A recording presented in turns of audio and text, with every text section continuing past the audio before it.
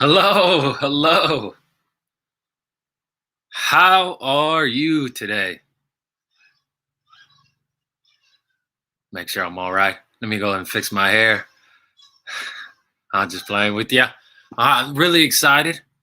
Uh, very, very excited today. Welcome to Deaf Woke. I am Antoine Hunter, also known as Purple Fire Crow. I want to acknowledge the land that I reside on, Ohlone, the tribe, the land that was stolen from the Ohlone people. Wherever you are, please go ahead and acknowledge the land that you reside on.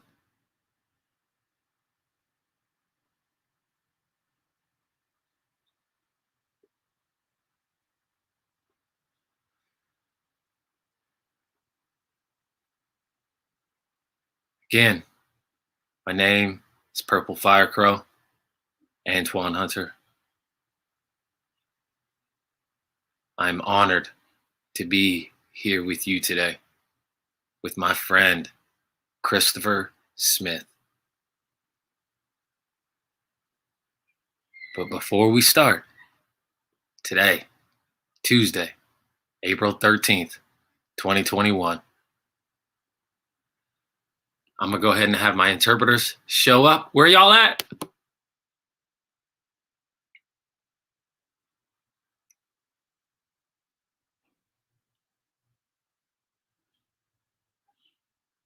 Oh, good to see you guys. I hope everything is well. Thank you for serving us today.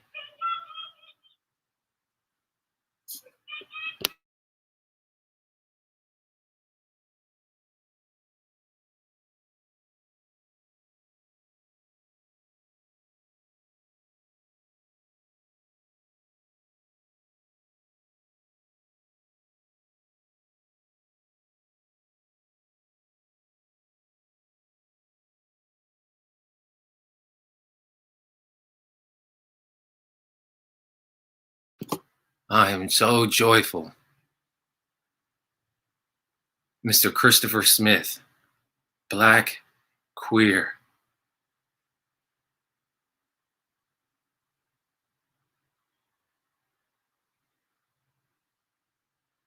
He studied at Columbia in Chicago.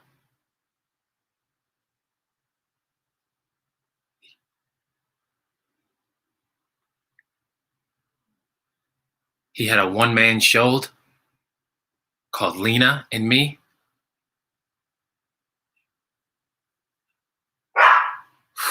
It was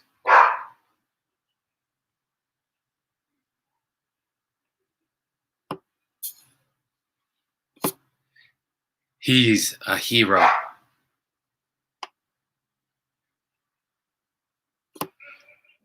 But his hero was Lena Horne. He's going to chat with us today to share his experience. When I saw him perform at Gallaudet,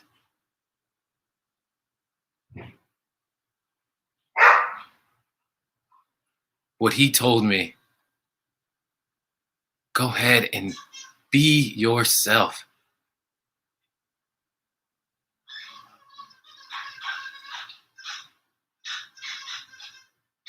Because of his words, he inspired me. And it's an honor to have Christopher Smith. Well, hello, hello. Wow. Antoine, what an amazing show. Thank you so much for having me here. How are you? I'm great. How are you? That's my first question. I am My first great. question How for are you is you? how are you? I'm fabulous. I am. I am living. Thank you.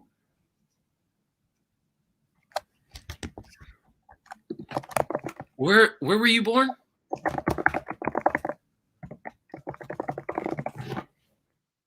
Well, I was born and raised in Chicago, Illinois.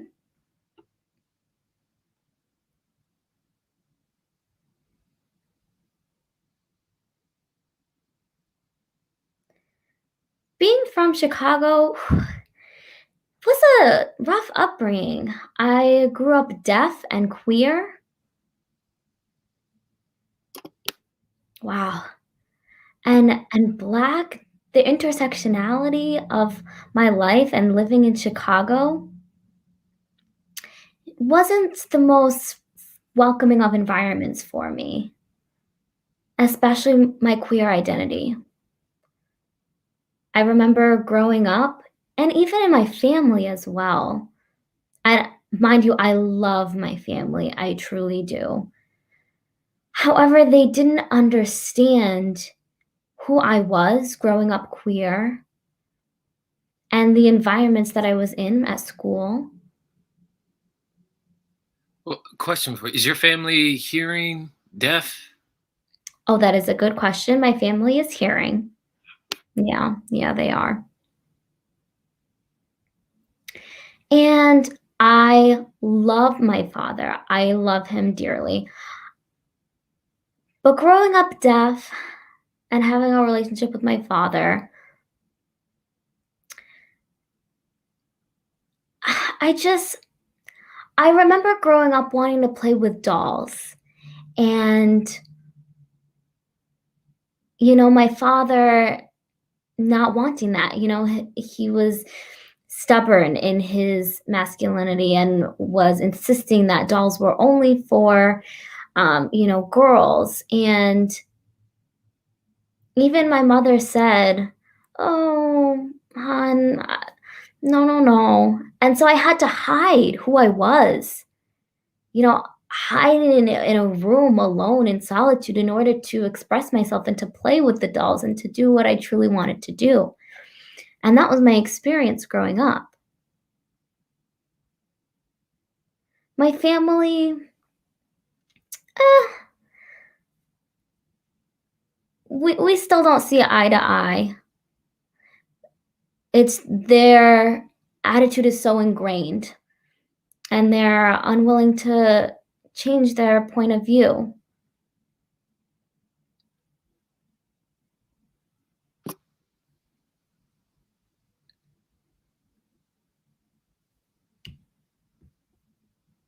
So you'd mentioned, they as you were growing up, they were trying to force an identity on you, Yes.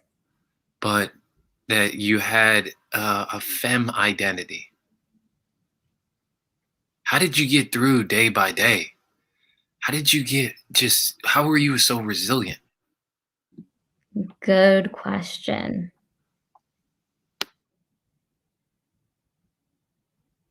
The worst part, looking back, was elementary school. Elementary school, it was. Most of the boys there, they called me sissy. They treated me in a derogatory manner. And looking back, I was friends with the girls. I was a part of the shows and the performances and performing art, and I loved that. That was so much better of a fit for me. But the girls, they were wondering where my skills came from, and I was like, "Oh, it's not my fault, I'm just naturally talented." And so it was like a constant performance. In high school, that was an interesting experience. I think a similar experience. Yeah, so you Mhm. found someone similar to you. I did, yeah, I found another high schooler, Calvin Coleman. His last name is Coleman, Coleman, and he was in the theater department of school as well. So short story about him. He was 22 and I was 17 at the time. I looked up to him. You know, he exposed me to so much about my queer identity and the theater as well.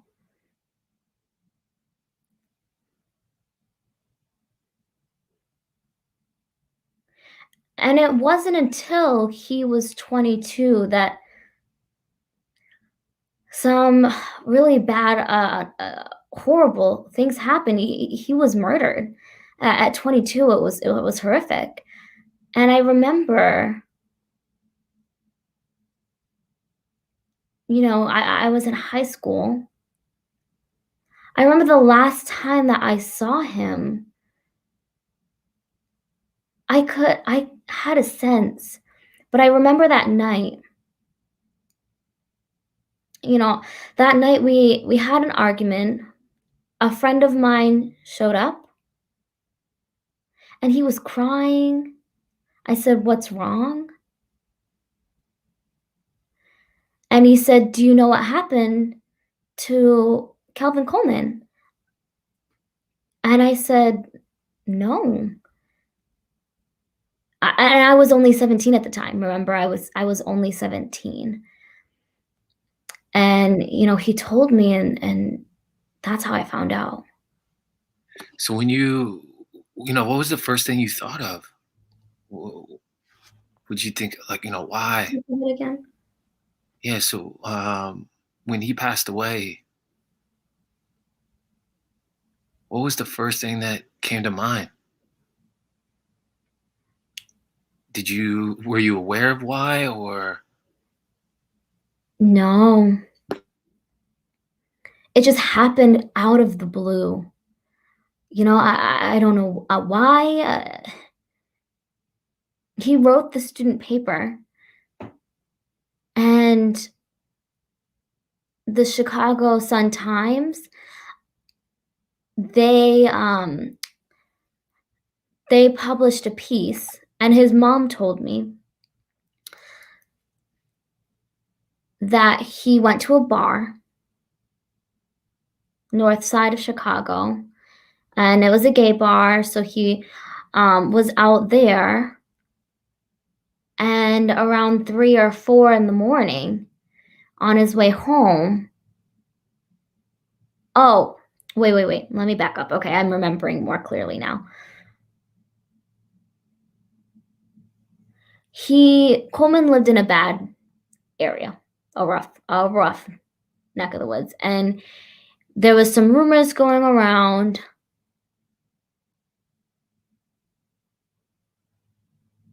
about the lotto, that had some money. He won the lotto, and so that was going around the neighborhood. And so this is going around that, "Oh, Coleman's got some cash." And so when he went to the bar on the north side, he was walking, again, early in the morning, and someone came up and was like, "Yo, give me the cash. Give me the money. Give me the money. Where's it at?" And he had a gun. And that's how it happened. He shot him, I think, a few times, and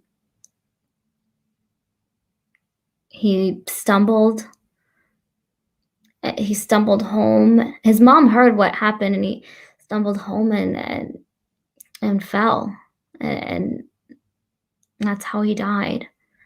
You know, if he died in front of his mother.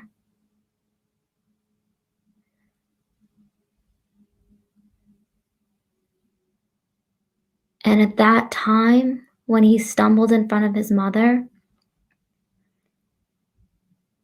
for the first time,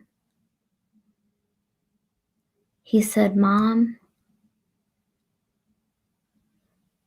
and that's it. And that's somebody you revere,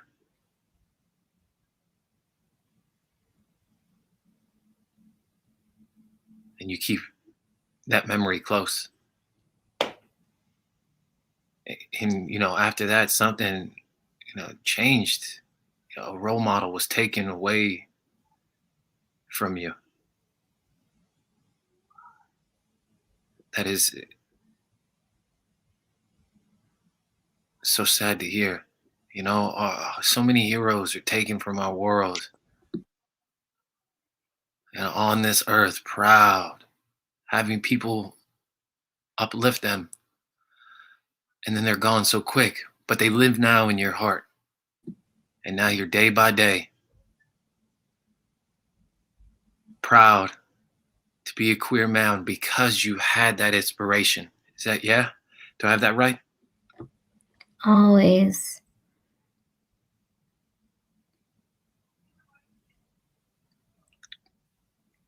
Yeah, during that time of living in Chicago, that's tough. And from my understanding, after high school, from reading your bio, you were involved in the theater. You started to dance, act, poetry. How did you get involved in the arts?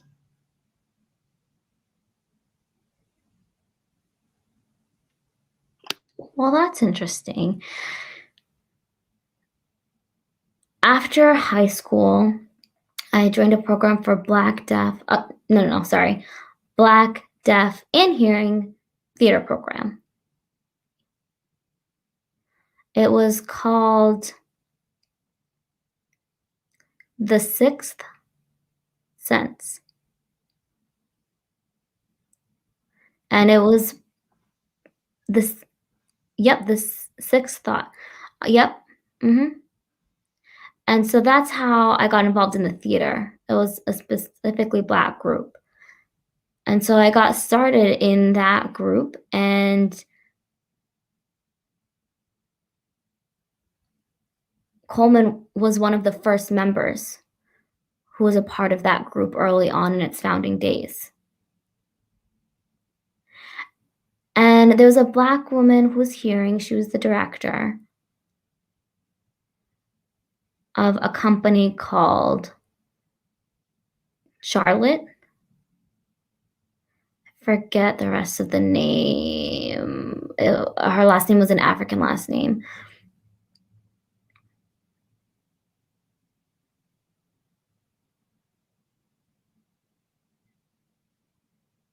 And there was also Watkin Atkin. Oh, sorry, I'm spelling it wrong. Atkin Swan. I think I'm remembering the name. Good. Pass them back to me. And so this was the sign name.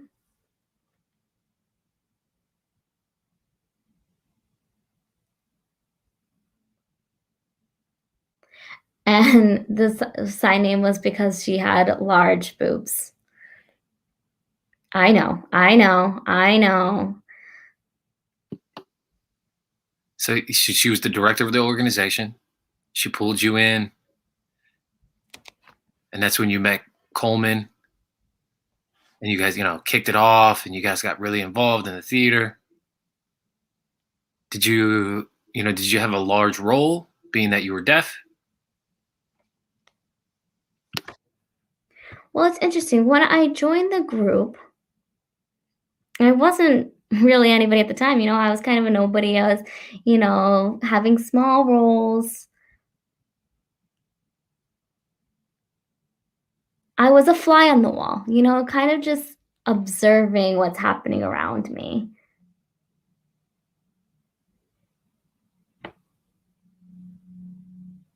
Which is ironic because that's kind of how I was in high school, a fly on the wall, visually seeing things happen around me. And then the director, and again, back then, my skills weren't as developed, but the director, when Coleman was killed, uh, something changed. There was a growth that happened within me. What happened? What was the growth? Life experience. I just immersed myself in the theater with the Sixth Sense group, and I just became so involved.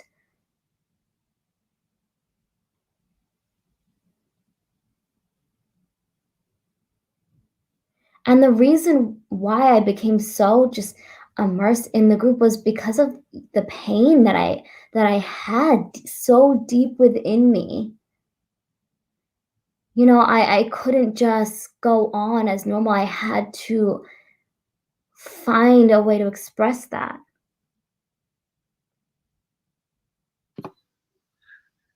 So Coleman gave you that fire. He was that fire physically that gave you, and then that fire came into the spirit. And you took that fire and you just exploded and expanded into different avenues of performance. Exactly.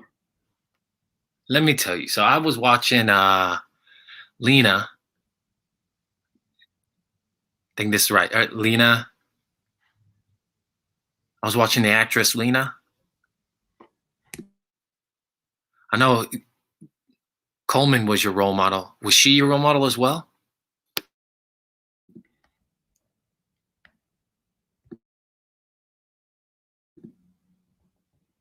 I really have 3. It was Coleman, Lena Horne, and the 3rd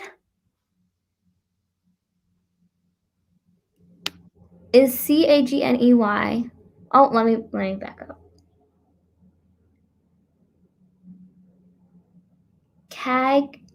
Cagney. Navoy. It's spelled Cavoy. Cagney Savoy.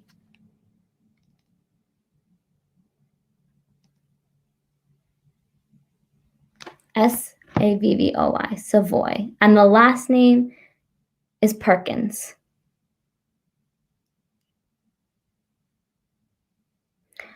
And that man, He's like me? Whoa, yes, hold he on. noticed me. And I'll explain why. He was a Gallaudet.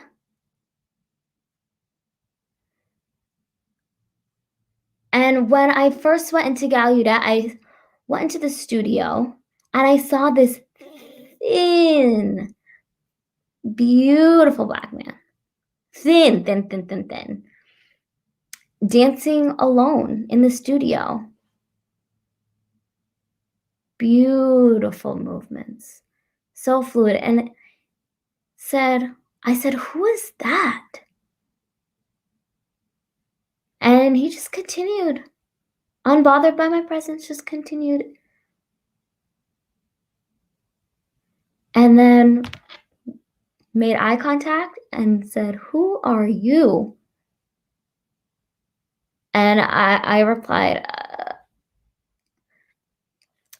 Christopher. And he was so very just his presence He's just had that diva sense about him. Obviously, if I resemble him, he must be a star. I want to go back. Correct me if I'm wrong. You were involved in Sunshine 2.0? Yes. Yes, I was. I think in 1949. Yeah, 1994. So you were involved in the theater? I think that was, where was that? What? That's in Rochester, New York. NTID, National Technical Institute for the Deaf. Yeah, RIT slash, yep. Mm-hmm. Right.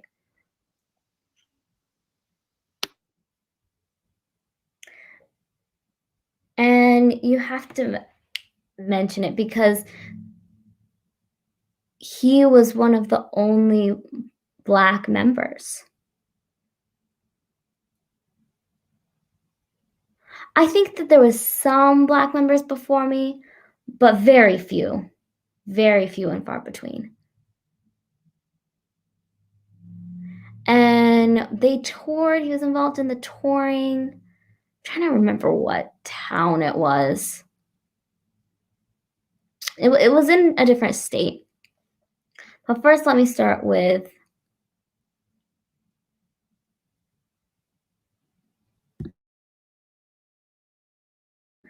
machine.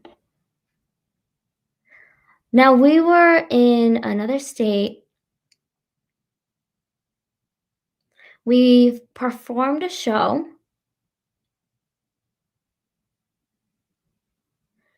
And it was such a culture shock experience for me.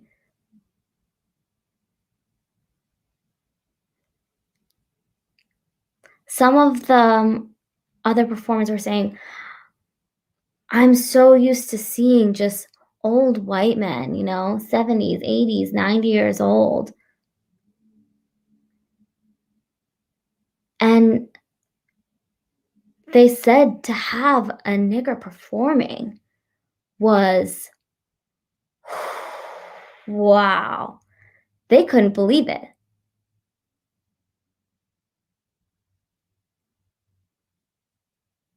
And this was an old deaf man saying this to me. You have to understand that this time was different. This was an old white man. And the trauma, that is behind the word.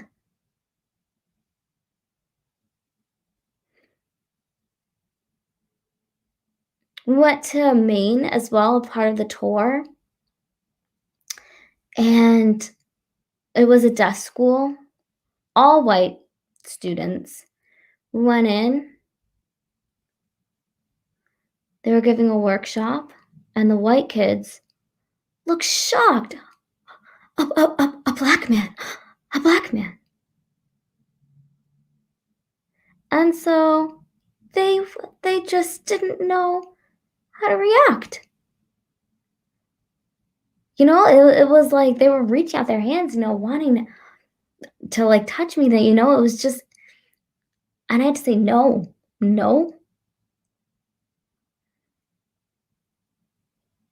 And I hate to ruin their innocence, but it was something that I had to do because it was a traumatic experience.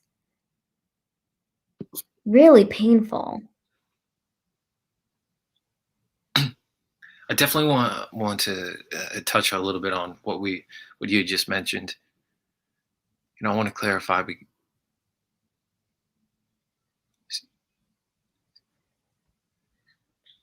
So you entered Sunshine 2.0, started touring with Rochester, or Sunshine 2.0 in Rochester, started performing, traveling.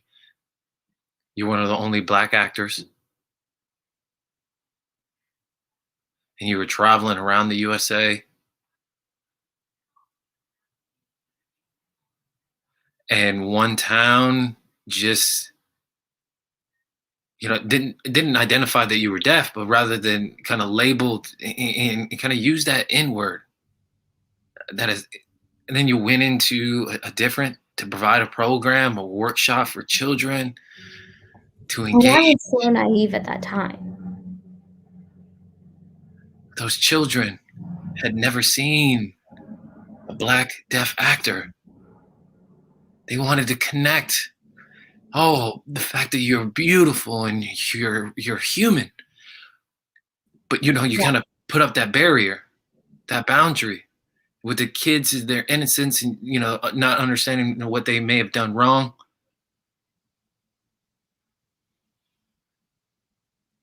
Mhm. Mhm. I know for as a teacher, trying to teach something about it's not nice to be touched, uh, you know, but you welcome the connection.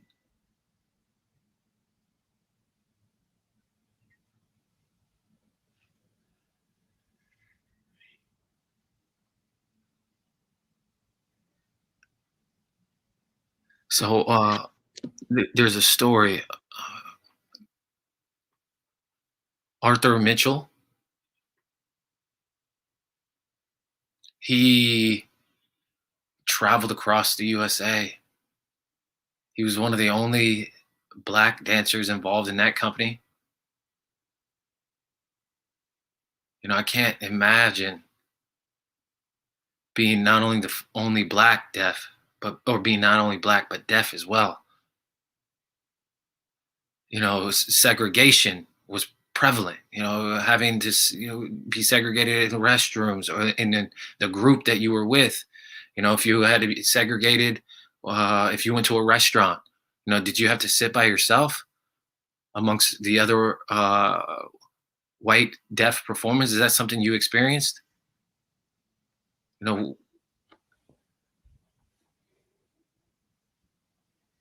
know, did Sunshine 2.0 kind of support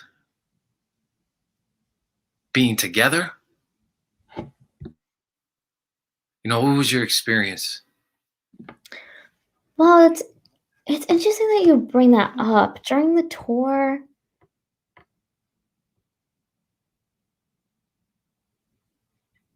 I had to make choices.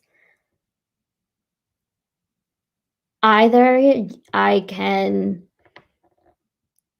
act out or I can keep my composure, keep my control.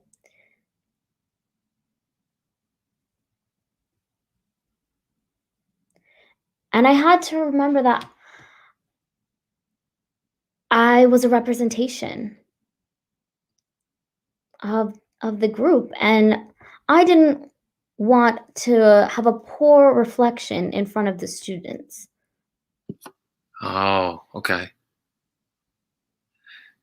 You didn't want to be the role of the labeled as an angry deaf black man. Right. Exactly. You don't want them to tag you with the fear of the angry deaf black man. So you made an Yeah. ultimate choice. Yes, that's precisely it.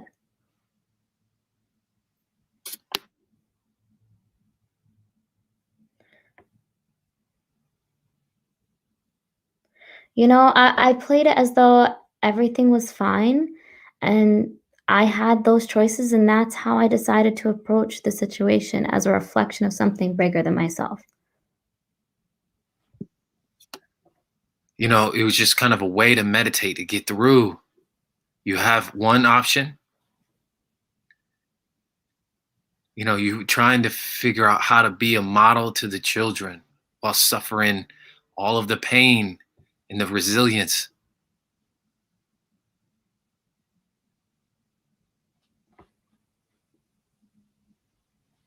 That it's wonderful. Coleman gave you that fire to persevere. It's incredible to have that role model. A lot of people growing up have no role models. And that's why it's critical that you find a role model to give you strength in times of need.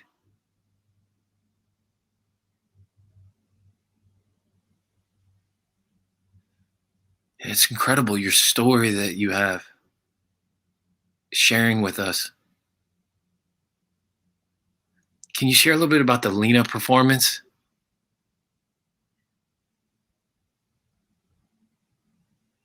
The performance didn't only highlight being queer, but do you mind sharing about that?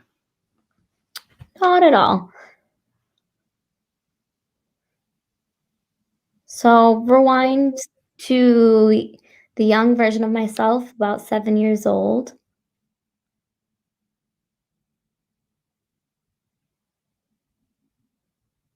I'm a young child at that point, 7, and I saw an old movie. My family was sleeping at the time. It was just me awake, and back then, it was the old black and white TV, that box, no captions, and I was watching it maybe 1, 2 in the morning. I was supposed to be in bed, mind you, but it was the weekend, I think. I believe it was, and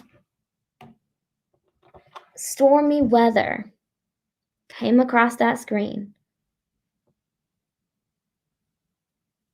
I remember it, stormy weather.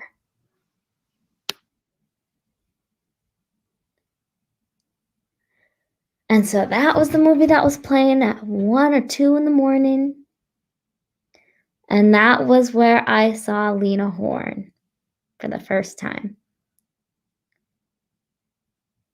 And she came across the screen, and I remember so well how majestic the sun was just shining on her, glistening, and the stormy weather performance was taking place. And the man had left her alone, and then it started to rain. And she was crying, crying, weeping. And I remember this scene in this movie, and it all came to a still.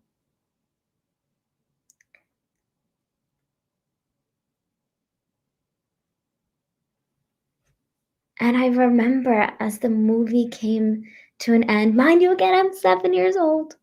7.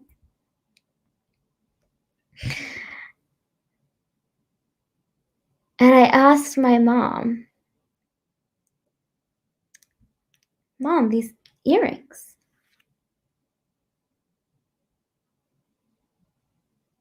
And the lipstick, red, crimson red. So beautiful.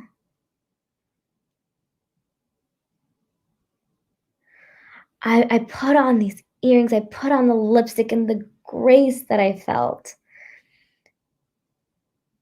just channeling Lena Horne. And that's where it began. Beautiful. Are you still performing as of today? Well, everything's kind of in limbo now.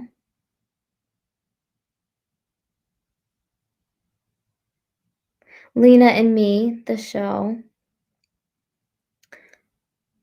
it's kinda shelved. It's collecting dust at the moment.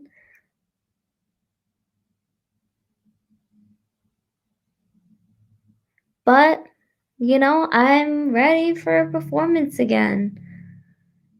That was a part of me, and I'm just waiting for the next one.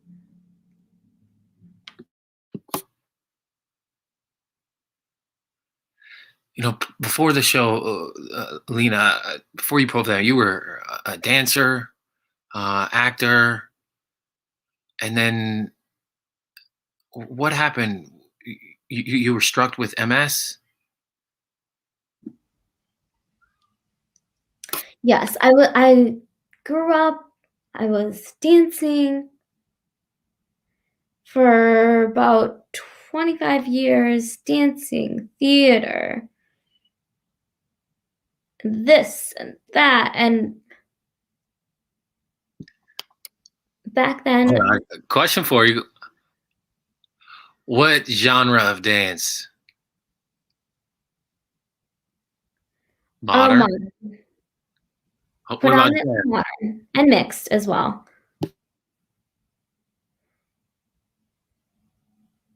Like Alvin Ailey, that kind of style. Yep, that movement.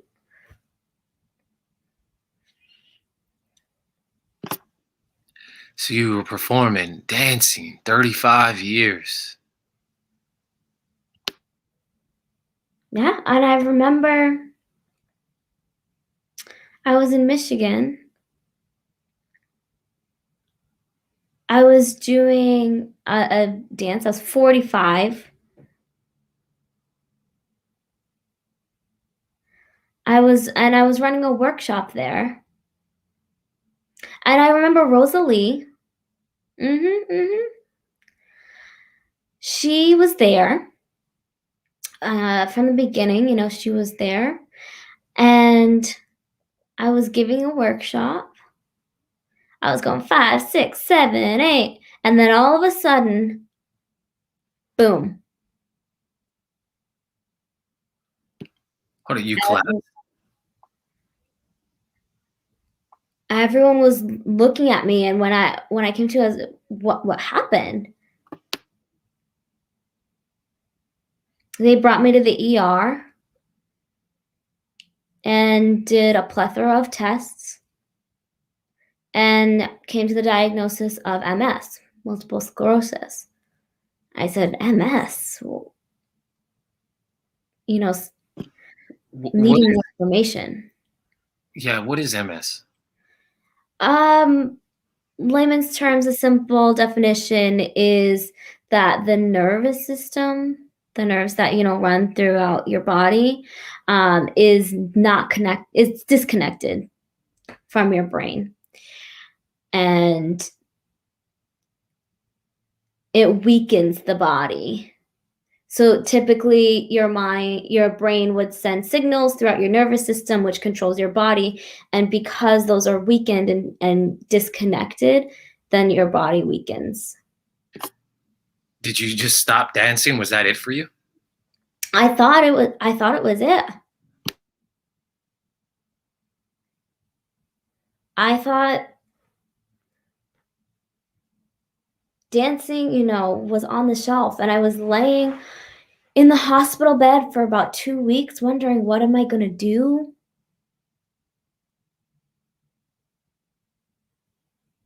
Just what am I going to do with the rest of my life? What are my options here? It seems like there's nothing on the table. And I was thinking, something came to my mind, and I was thinking, okay, Lena Horne, she opens the door. And I thought, wow, okay, Lena and me. And so that's when it, started to move forward for me. And so I want to think, I had a deaf teacher, wonderful Dr.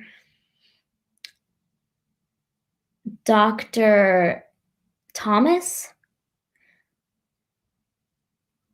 Last name was Holcob, Holcob. This was sign name. And I took a class that he was leading, and it was a part of deaf studies. He said, I want you to do a project. This project is focused on deaf cried, and I asked him, "Can I do this project about Lena and me?" He said, "Yes." So that was the birth of Lena and Me. That was at Ohlone College. And I passed with an A. Putting that out there, I passed that course. Yeah, yeah, he's a writer. Yeah, he's an amazing, amazing person. I'm gonna show kind of a brief video of the performance.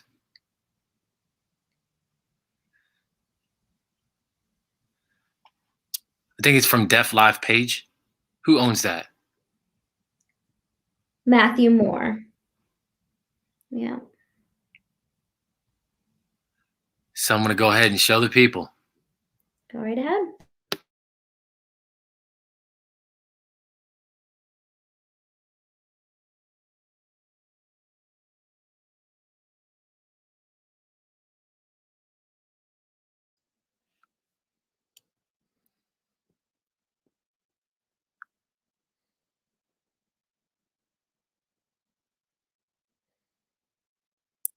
He debuted in an African film in 1999.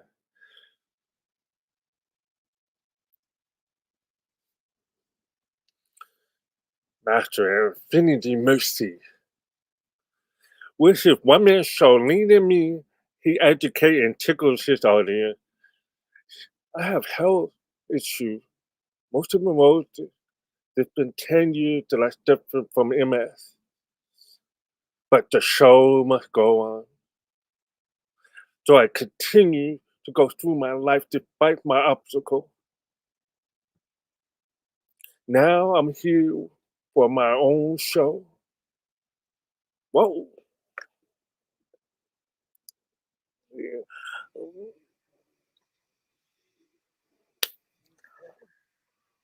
Wow. So when's the next time that we can watch Lena and Me?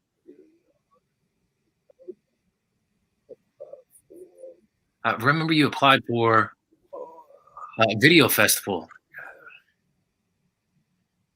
Oh, yes. I was shocked when he helped me make my submission for the International Deaf Queer Festival. So I sent in my submission, and then my good friend, Dr. Drago, accepted it and said, "Congratulations." I said, "What?" I was speechless that Drago was able to provide me that opportunity. Yes. So to have that film festival, I think it's coming up. Yeah. And that's where you'll have your Lena and Me once again shown. I remember, I think it was a few years ago when you performed Lena and Me in San Francisco.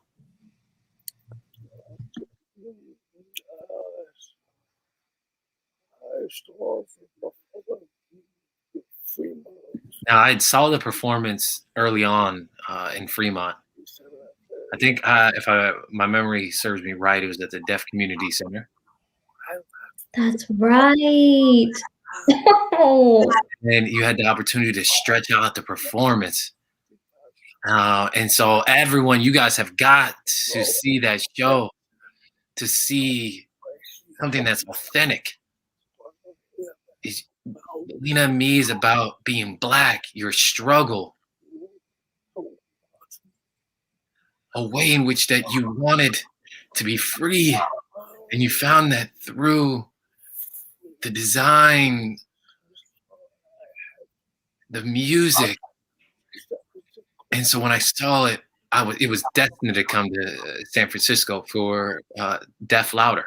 So to I have was so honored to have that performance on the stage. If whoever's watching tonight, you must, it is a must have seen that performance. It's an incredibly inspiring performance. It has history. It'll educate you. It's not just a simple story. No, it's the videography. There's just history. I can watch it over and over again. I was blessed to have it, and also to be one of my heroes.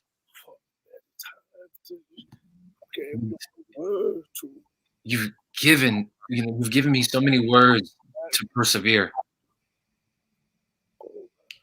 Even with multiple sclerosis, the show must go on.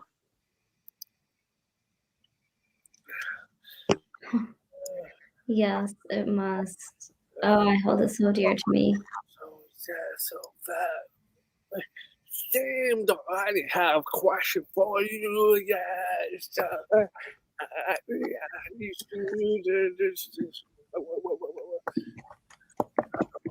The order of the show.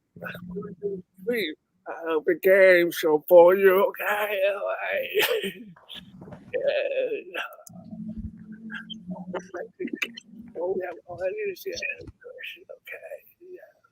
Yep, we'll play the game before we have audience questions.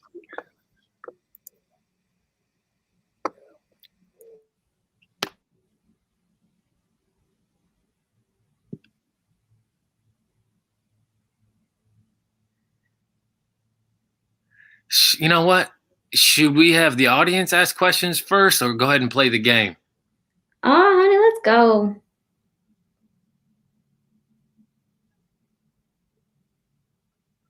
Okay, all right. We'll go ahead and allow the audience. I know people are just on the edge of their seat to ask you questions. So now, members of the audience, this is the time to ask Christopher anything. Go ahead and write in your comments.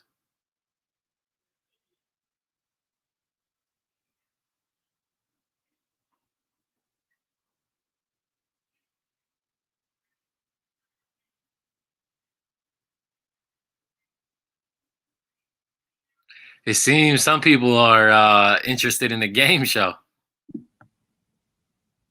Okay. Give the people what they want. Always be respectful of the audience. All right, look, I'll tell you what. Go ahead. We'll save the questions until after the game. That's fine.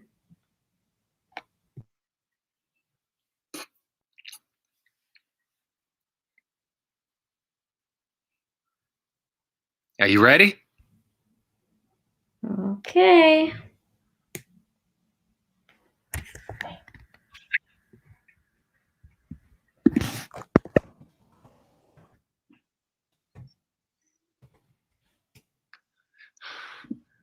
Okay, so the rules of the game. You can name the person or describe what they do.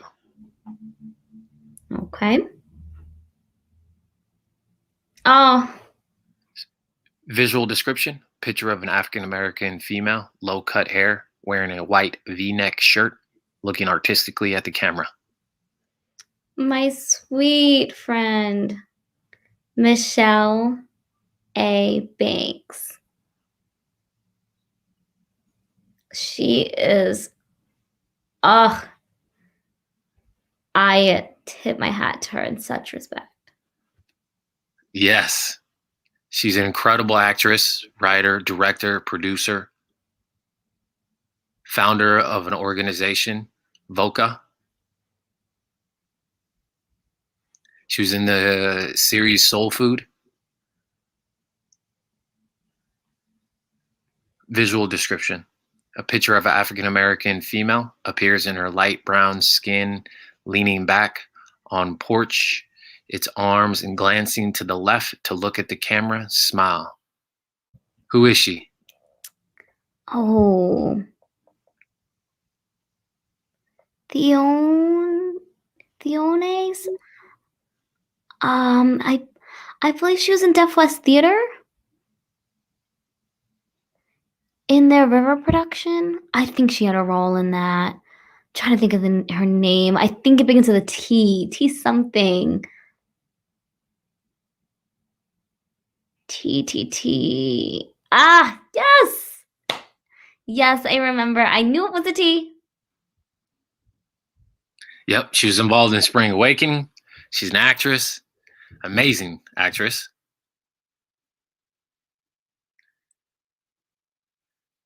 She did the national anthem. She signed the national anthem at the Phoenix Super Bowl. Visual description: picture of African-American female, appears in a light brown skin with her folded arms, smiling at the camera. She wears a long black twisted hairstyle with a gold clip on one of her twisted strands.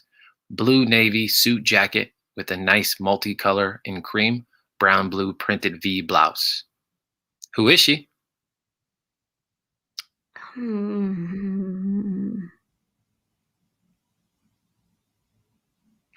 Margot Hall. Margot Hall. She's known as award-winning actor, director.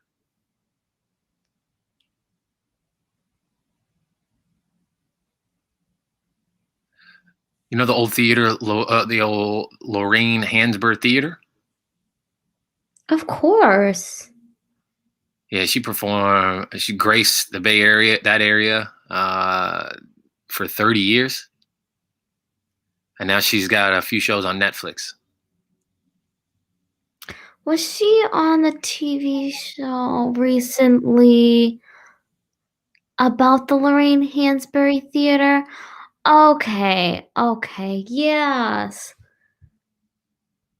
Okay, she's a playwright.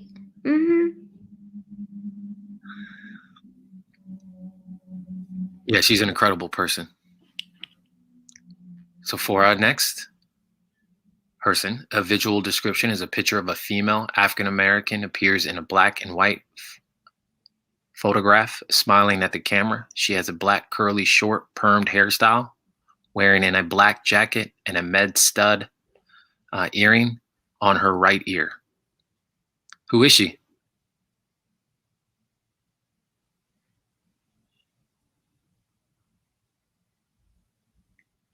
Lorraine Hansberry. Yes, wow. Playwright, writer. On the money. This next visual description is a picture of an African-American man, appears in a brown skinned with his silky black, long, flowing, wavy hair over the left shoulder, pounding down with his arms on his knees, looking at the camera, looking serious. He has some tattoos on his hands from his throat to his chest, wearing a plaid green, blue, white, unbuttoned blouse. Maybe I'm too old school here. You're gonna have to excuse me. I'm a little bit disengaged from the younger ones now. Yeah, different generation. Shaheem Sanchez.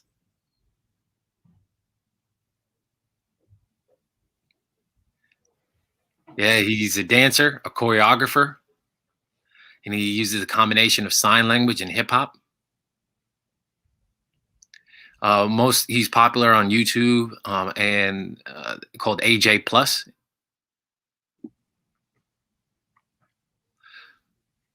And as of recently, an Amazon Prime movie called Sound of Metal.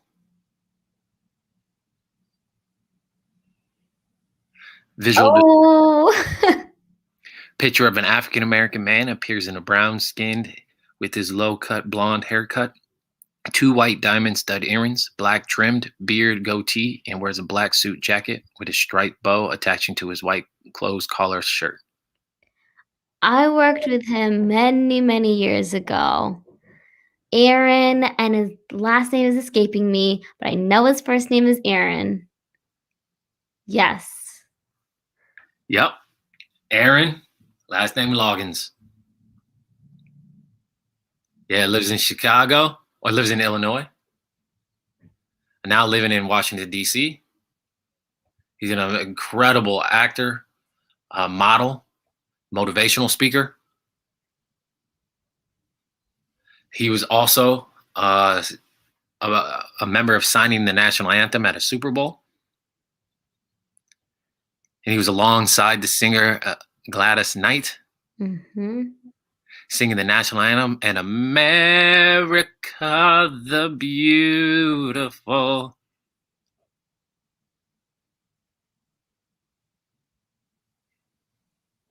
Also, he outdid me at the Black Deaf King.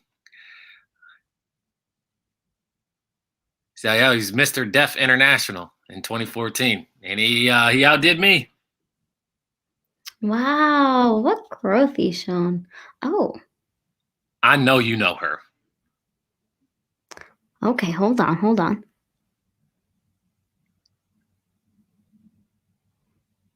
She has to be hearing. Has to be. Yep. Okay, all right. Angela Davis. Black Pride. Yeah, Angela Davis. Hold on, you met her twice? Yeah, I met her twice with an interpreter. Yep. Angela Davis. Yeah, she's an American political activist, philosopher, academic, Marxist feminist, author. She's now a professor at the University of California, Santa Cruz. She's also a member of the Black Panther Party. The Panthers. Yep, over in LA. Who's that? Oh, love. President Obama. Visual description: very thin hair, light skinned, wearing a suit, navy blue jacket with a light blue, and stripes high. Yep, President Barack Obama, as the 44th president of the United States. He's the first Black president of the United States of America. Yes. Oh.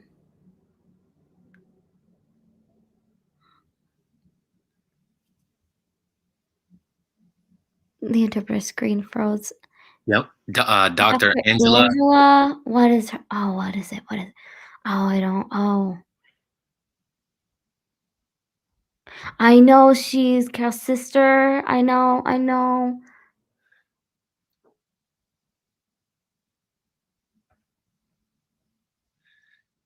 Visual description: thin black hair, wearing a blouse, suit jacket, one hand on a pillar, looking at the camera.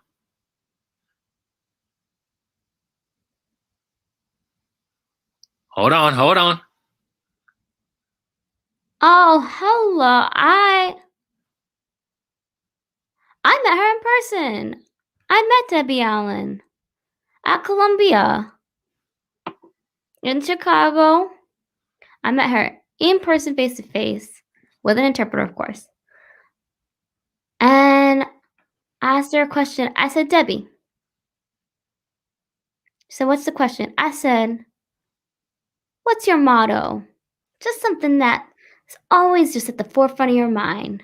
So what's your motto? And she said, oh, I have many mottos. And said, I'm trying to remember one. And that was the question that I asked. That was my time with Debbie Allen. Yeah, Debbie Allen. She's an actress, writer, dancer. Travels all over the world. She's one of my favorite to watch. I mean, you got them all. Man, whoo, you know your history. Oh, except one. Okay. Except for one. Yes, Shaheem, new generation dancer. But, I mean, basically, you aced it. Now, I don't want to steal much more of your time. I know we're almost running out. But this is the time for the audience. Go ahead and ask Chris. This is your time. Your time to ask Chris Smith anything you want.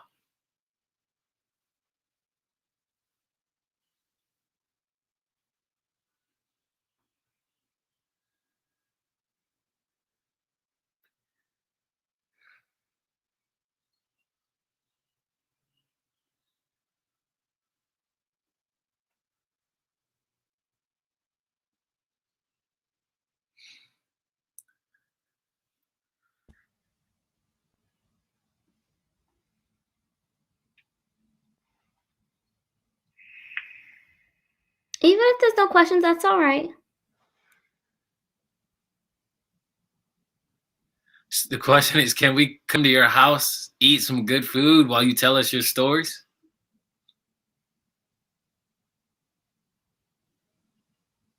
Oh, I'm so sorry. Right now, my refrigerator is not stocked. But you can still come anyway.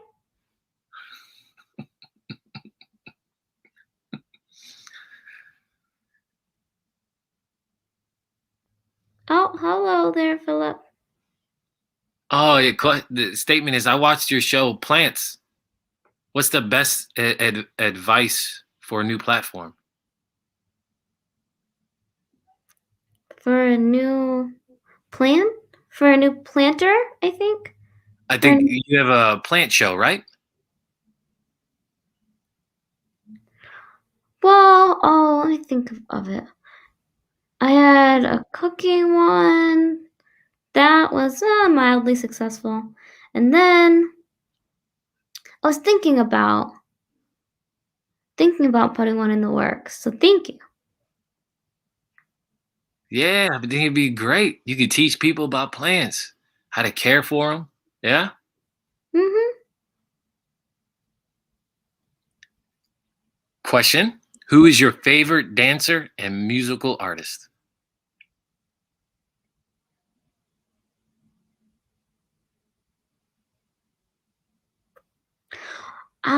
There's a Russian dancer, very well known.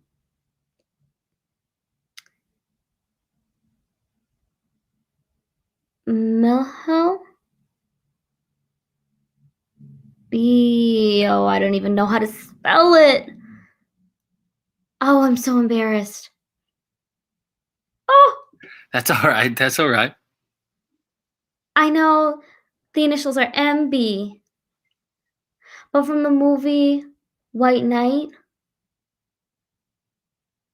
The White Knight, with with uh, with um oh with Gregory. Thank you. Thank you. Mikhail. Interpreter's not sure how to spell the last name. Yes, thank you. And I met them in person. I did get to meet them. Question: what is your advice for the future deaf and hard of hearing people with multiple sclerosis, especially with their career?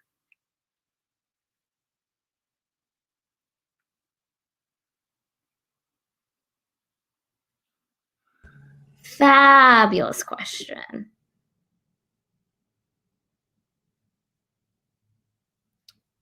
Short story. Throughout my journey with MS, at first I was very resistant towards it with my initial diagnosis.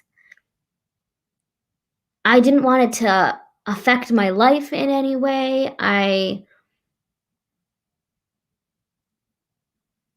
didn't want it to define who I was. And then, came the realization I'm not a bad person. And that MS isn't going to make me a bad person. It's not a bad person of itself. And so instead of casting it aside and not accepting it, I decided, no, I'm going to go ahead and form a relationship with MS.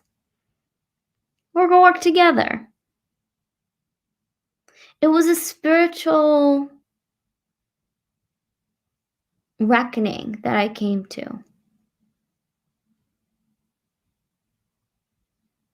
And so I was going through this acceptance process with MS, and I just learned to let go, to just walk with MS. Or dance with MS. Exactly. You don't have to separate a part of you. It's a part of your life. Right. Yeah? Wow. That was a good question.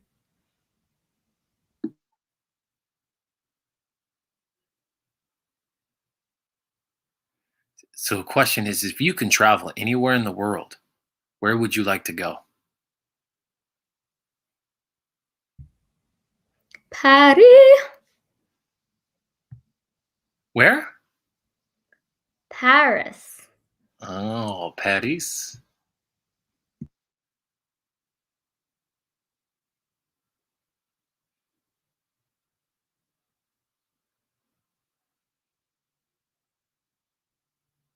A question is regarding your film.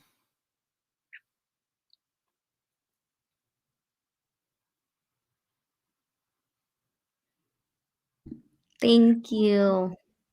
This question is, where can we find more information on the Deaf Queer Film Festival? That would be the website. Deaf LGBTQ. I think I'm missing some of the rest of the website. Don't worry, we'll go ahead and list it. Great. So people, if you're interested in wanting to see the film, you can check out Deaf Queer Resources Center events celebrating hashtag Deaf LGBTQ Week. It is this week. You can follow them on Facebook, IG, Twitter at Deaf Queer.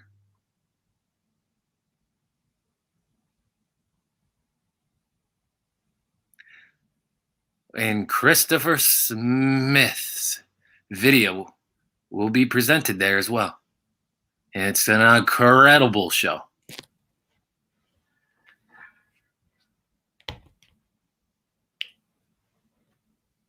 Let's see, we have more questions being filtered through?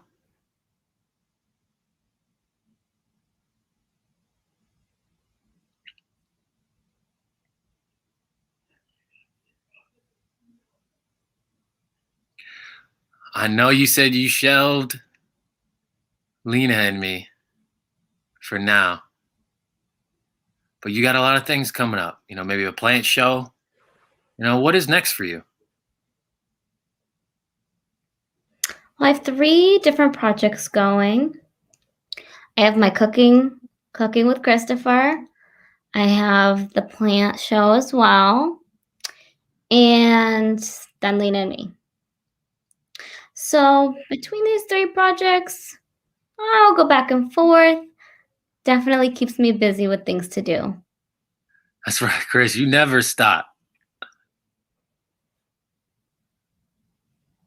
Well, people, if you want to learn more, you want to follow Christopher on social media, you can find him at Facebook or IG at Christopher.smith.3956690.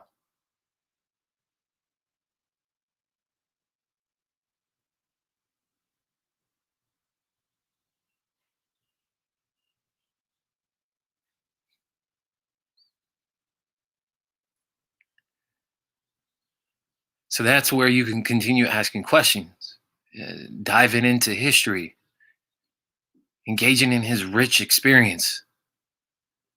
I mean, Chris only has limited time. He's a busy, busy human.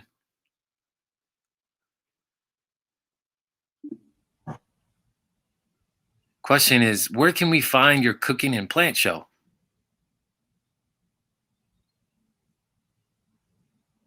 Well, I'm working on it.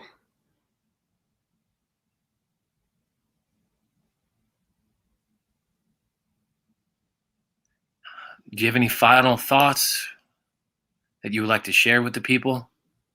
Anything you want to tell the people?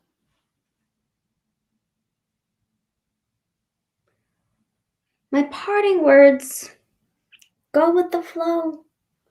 Whatever happens, let it be. Go with the flow. Those are my thoughts, especially for the young people. Well, you said it all. Just go with the flow.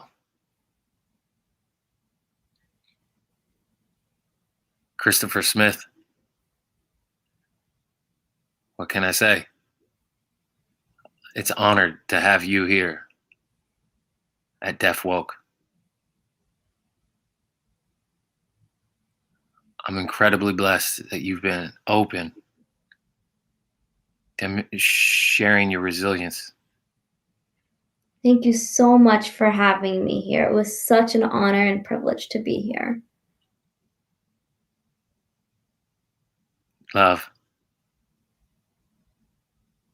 And I'll see you later.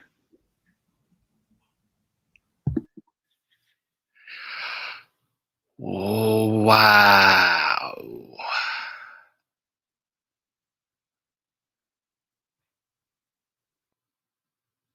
Did y'all enjoy yourselves? For me, I did.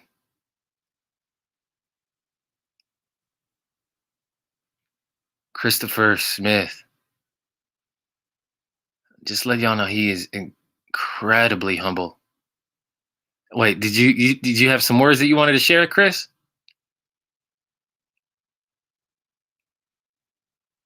Okay.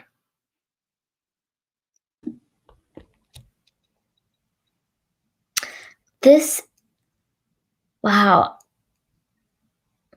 Well, keep in mind, I'm old school, okay? I've got that old fashioned in me. But this Deaf Woke show, it's similar to Barbara Walters, her show. More of like a Oprah, kind of a talk show. Oh, thank you. Thank you for these comments. Thank you for the love. Wow, those are enormous names. Those are some big names.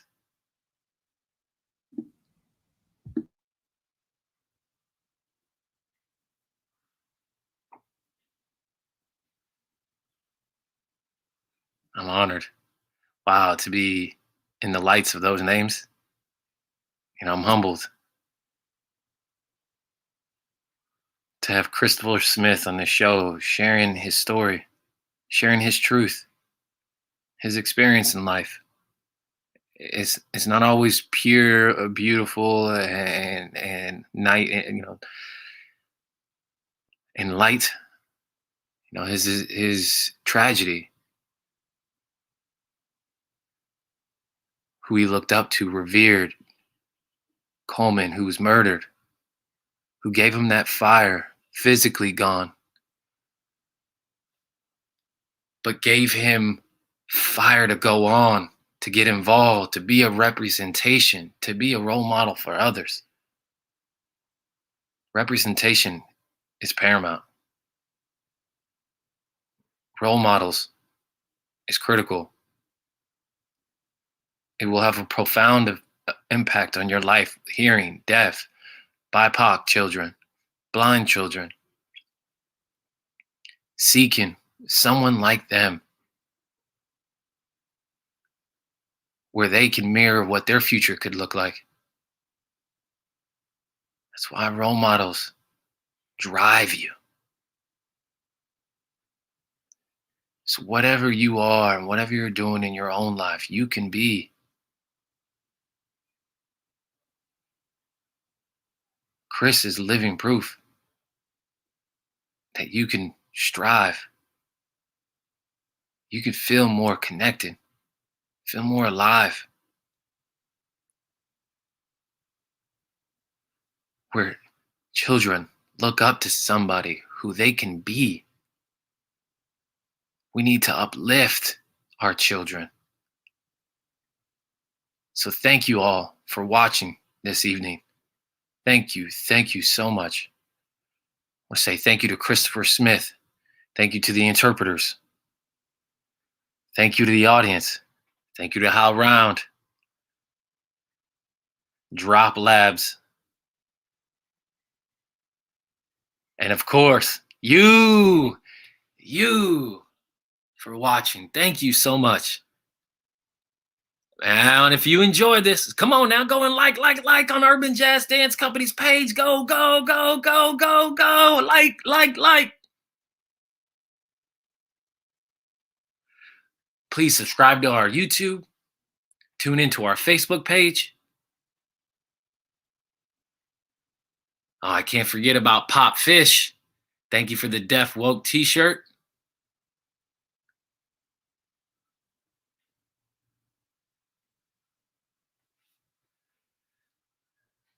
Now, if you want to see this Deaf Woke continue, please, if you have the funds to donate, you can donate at https://www.realurbanjazzdancecompany.com.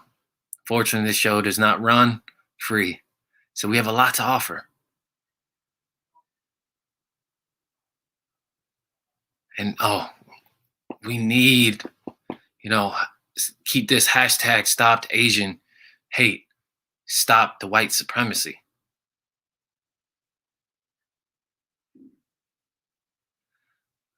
Where are some of my hearts and lights? Let me see them. I do have an important message. Who's going to share it?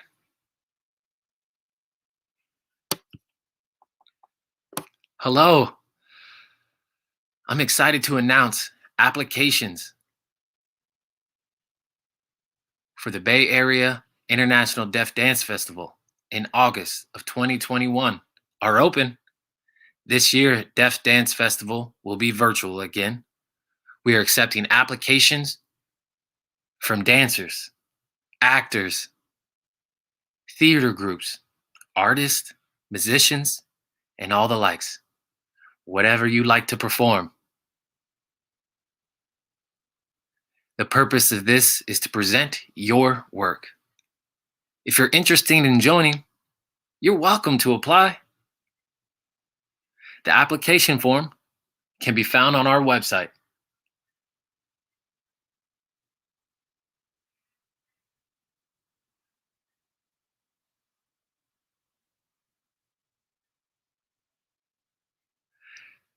The application deadline is Saturday, May 1st. We have 4 basic requirements. You need to submit your performance video between 2 and 15 minutes. This will be the same as the festival. In the past, we've said to submit an audition video and then the performance video. But this year is different. We are requiring you to submit your performance video.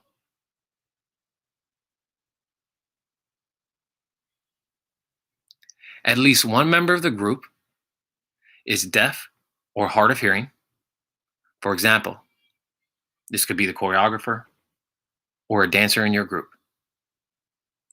This is to ensure we give opportunity to the deaf and hard of hearing performers. You must submit 2 color headshots or a group picture.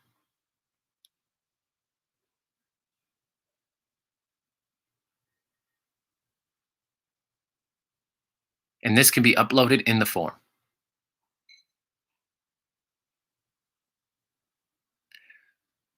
Please type in the description of what your picture looks like. For example, I will describe myself. I'm a white female with long blonde hair and wearing a long sleeve, button up purple shirt. Behind me is a cream color wall. Now, if you have any questions, you can contact me.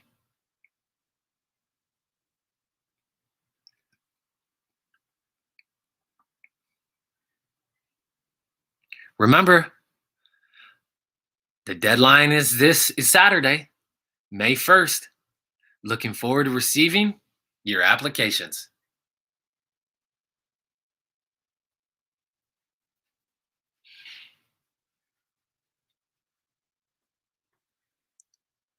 Wow, cool.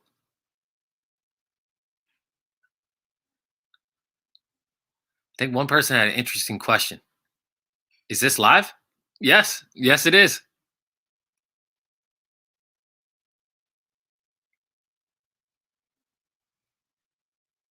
Deaf Woke is live, and it's live with you. So thank you. Thank you for allowing us to connect with you. Thank you for allowing us to be authentic on this earth. Thank you all for watching. And wherever you are, enjoy the rest of your day. However, what's coming up? If you want to see, go ahead and check out our page. There are so many people with stories to tell. And let us know if you would like to be a member of Deaf Woke. I am so incredibly inspired. Oh, I can't forget. Now, be sure to check out Deaf Queer Resources Center. Their events celebrating hashtag Deaf LGBTQ week. That's this week. You can follow them on Facebook, IG, Twitter, at Deaf Queer. I got to get out of here now. But thank you for watching. Thank you so much for your love. It's been an incredible day. Thank you, Christopher.